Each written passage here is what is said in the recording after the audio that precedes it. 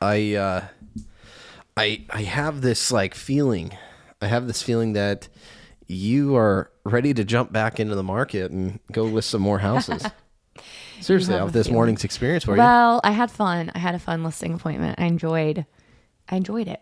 What made it so enjoyable though? Was it the refreshment, I should say? What made it so enjoyable is that it's something that I know the routine of and I know really well, and it just is in my zone. I don't think it would be as enjoyable if I was jumping in and had never sold a house before. It would be maybe more overwhelming like it is at first. Yeah. And I'm not in that excitement phase of my business where it's it's okay that it's a big learning curve, you know what I mean? Because when you're new and you're super excited, sometimes it's more okay that there's so much to learn because you're ready to push through it. I'm not in that place. I'm in scale back and scale, outsource, still be involved in my business, but I'm not in that hustle phase I was in years and years ago, if you know what I mean. Yeah. So I think it was more fun because it's I have it down. I know what I'm doing. I'm comfortable with it, and it's just fun doing something when you know what you're doing. It's I know, your right? old, it makes it so much more It's easier though. yes.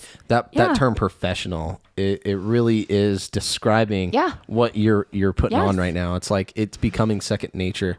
And same thing for me in wrestling and sports. I can literally wrestle with my eyes closed. Yeah. As long as I'm touching and feeling you, I can understand what I need to do in order to be successful. And it's just because of years and experiences. Yeah.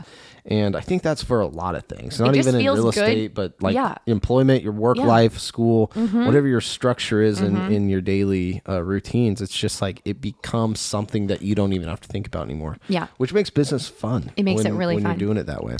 Yeah. And a little bit of background, by the way, if you're just hopping on, you're what are they talking about? So we are a husband and wife real estate team here in Oregon. If you're a realtor and you're watching this outside of the state of Oregon and you have a client relocating to or needing a agent in Oregon, send them our way. We'd love to give you a referral fee. Literally today, just closed on a out-of-state referral client. Triplex out in Lebanon. Yep. That was from an agent you watching this video. 1031 so thank you. exchange investor. So we love thank you, agents. That. Yes, we love that.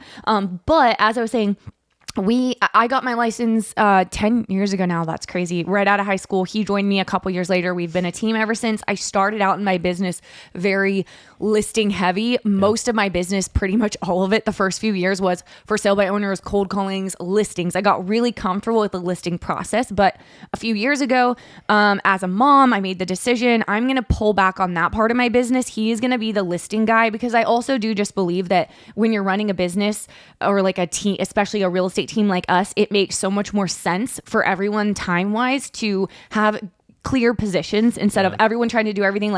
You're the listing guy, you be the specialist at that, and I'm going to specialize in what I do. So I've been working with a lot of relocation buyers that come from my different YouTube channel because it's just more conducive for my life being a mom and all of that. And so with all that being said, I went on a listing appointment this morning, and that's why we were talking about it, because I don't do that all the time like I used to. It's more just past client reached out and I had so much fun. It's I'm like your coach or recruiter. Go do it. Go do that. Go and keep going to get more, Yeah. But it always makes it more fun when you're getting a refreshment from an experience that you just did this morning. So that's part of what we do. And it's selling real estate, buying real estate, helping new potential clients, just like you guys viewing this video, or just providing value for you. And specifically, we're located here in Oregon and are ready to take on all of your real estate needs if needed. Yes. So for today's epi,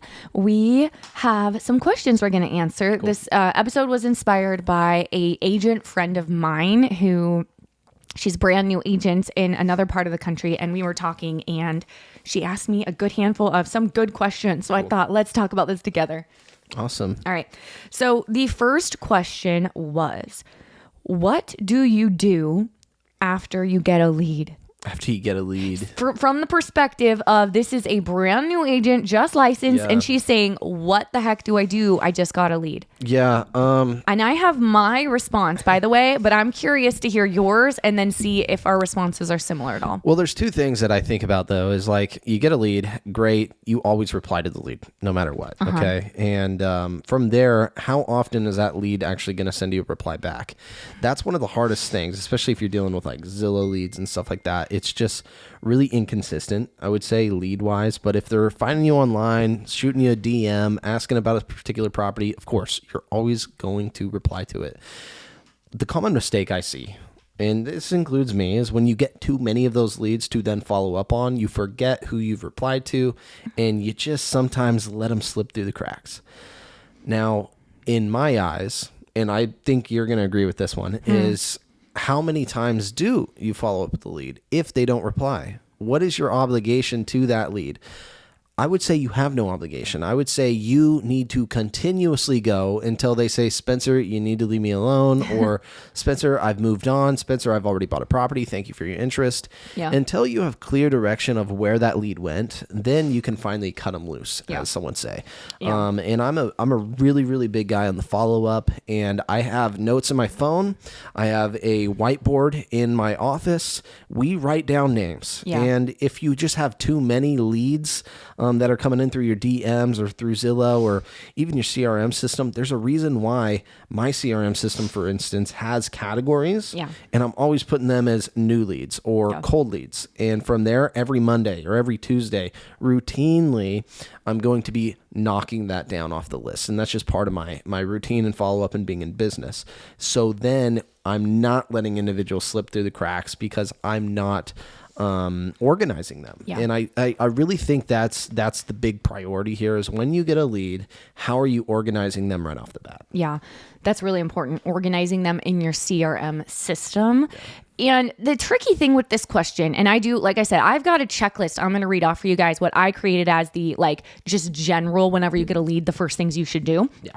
That I will read off to you guys. But the thing is, it depends on what type of lead it is in real estate, because if you are getting a seller lead, for example, you're going to probably be dropping off a CMA at their house versus if it's, for me, a relocation buyer lead from my other YouTube channel, I have a very consistent protocol. I know exactly what I'm going to do and exactly what direction I'm going to point them into. Like the next step is I have a opening for a Zoom call. Does this day and this day work for you? And that's the next step. Like it's very different depending on what type of lead it is. Yeah, buyers routinely, you're going to be following up with a lot more. Yes. It's just the way and the nature of the business. Yes. Sellers, usually you're going to try and get a clear direction of timelines and time frames and then when to book that appointment to then go and list the home or share your CMA, let them know what you can do and perform and provide value for that seller to get that home sold.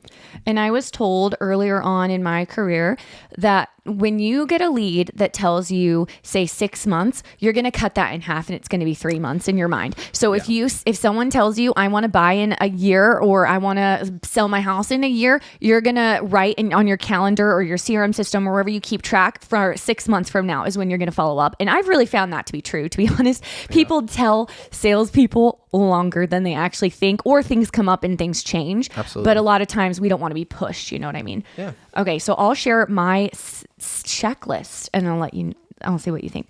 Okay. So the first thing that I think you should do, no matter what kind of lead you get, is add them to your CRM system, like Spencer said, and set them up on some sort of drip campaign.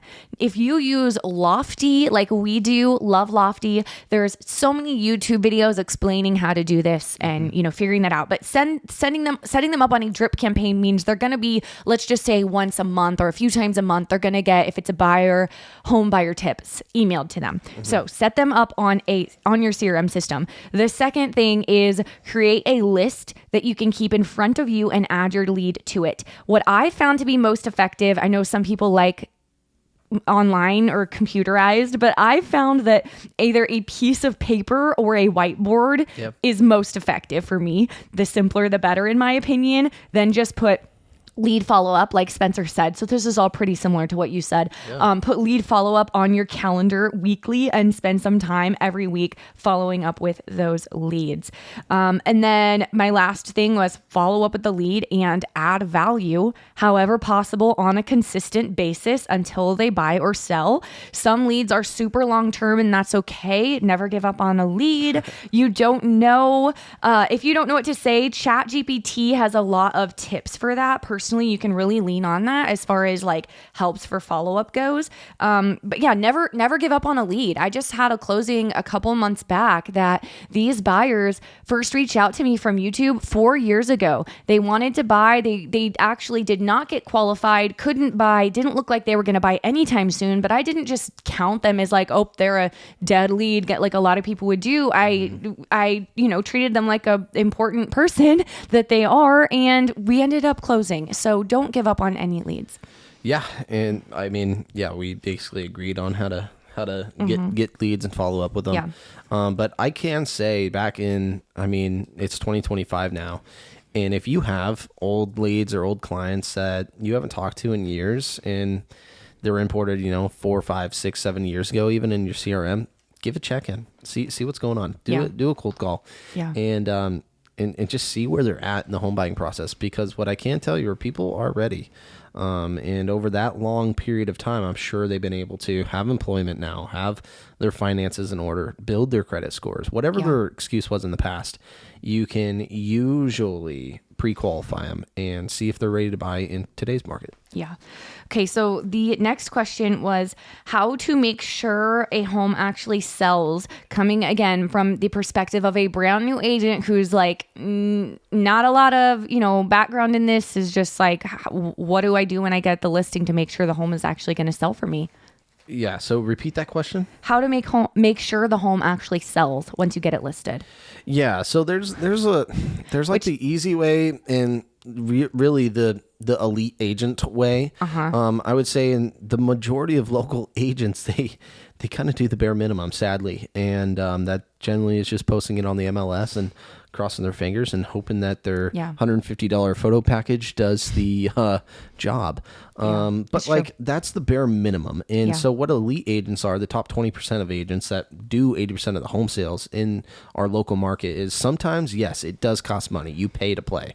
But there's a reason why us agents, Mariah and I, get more business. And it's because we're providing value for those sellers. And that's usually marketing costs is a big one. And we all know a lot of cases marketing's not cheap, but you can also be doing free things to market homes to get them sold at the list price wanting.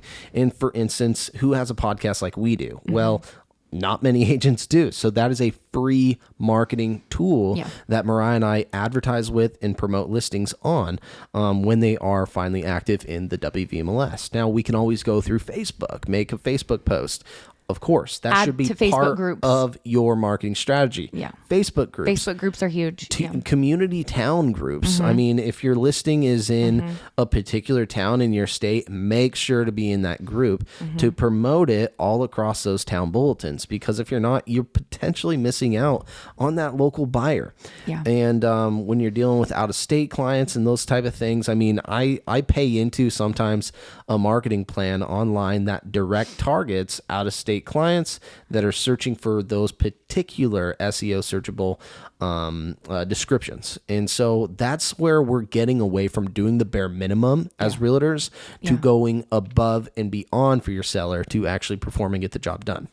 And there are ways you can do this. Yes, you should hire a professional photographer to take professional photos, but beyond just that, there are things that you can do that are free. For example, tonight we are having a content night or evening, I guess, before the sun goes down at one of our listings. It's a super cool listing with 5 acres and big house, lots of square footage, unique listing. And so we're going to go there and have just a whole content time where we get content for various different platforms and help give this home as much exposure as possible. Now, if your listing's overpriced, are these little things going to do much to help it sell? Probably not. It's all, at the end of the day, it needs to be priced correctly. So learning how to do correct market analysis is very important and all of that. But there's things that you can do that are not expensive. Yes. Okay. Well, that was all of the questions for today. Do you have anything you want to add? No. I really like just sharing, the value that us realtors have because, Mariah, you probably hear this all the time is I would rather, do it myself than hire you because you're not worth that. You know what I mean? Like, and that does somewhat times kill me when I'm having those objections in conversations. And it's because, maybe you've sold 20 houses in the year, but think of 25 houses throughout your lifespan of 20 years, but think about this. Like, we're in 2025 heading into 2026. How much different is the world even since 2010? A lot. A lot. Real estate is very different from when I got licensed, which was 2015. And that was not that long ago. So I'm telling you, things have changed a lot. Even in the last year, things have changed. Yeah. And there's legalities, there's laws, there's advertisements, which I'm still, trying to keep up on. And the things you can do, the things you can't do, and the contracts alone. Just the way buyer's representation is nowadays. It's quite unbelievable. So there's an education curve to get going through, but also that's what you're paying towards when you're hiring a real estate professional to take care of the job for you. Because ultimately, statistically, we're making you on average 5% more than you would be for sell by owner, but ultimately cutting your time in half on average days on market. So, and that's just due to the exposure. And usually we're able to get you that higher sales price, eliminating a commission entirely. Yeah. Well, thank you guys for hanging out with us today. If you grabbed value from today's video, hit the thumbs up button. Don't forget to subscribe and hit the bell because we come on here every single week. And also head over to our channel where you can find a handful of playlists you might find value from, as well as our other YouTube channels that we do post on consistently as well. You can find those at the very bottom of our homepage for this channel, and we'll see you next week.